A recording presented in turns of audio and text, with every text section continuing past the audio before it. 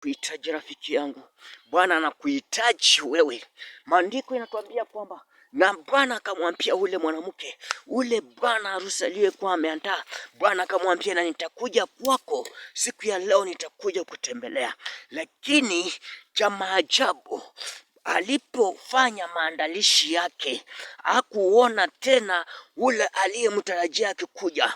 Maandiko hii inatuonyesha kwamba Yesu anaweza kuja kwa njia yoyote, dada yangu.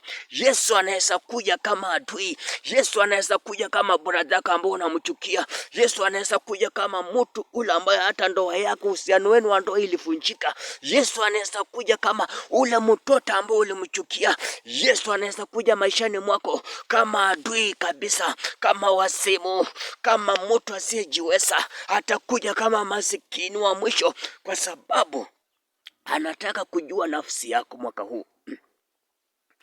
Ule mwenye maandalizi akaandaa akamungoja Yesu, anajua leo nakula na mfalme, lakini aliposubaa akaona wasimu anakuja.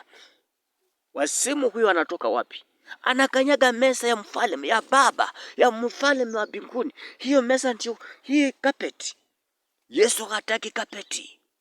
Yesu haangalii utajiri ambao umeweka. Yesu haangalii biashara, network ya biashara yako.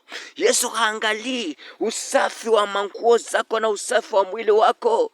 Yesu anaangalia nafsi iliyebondeka, dada yangu, nafsi iliyekubali nitahubiri, nafsi iliyekubali kupigwa mawe. Hiyo ndio nafsi ambayo Mungu anataka.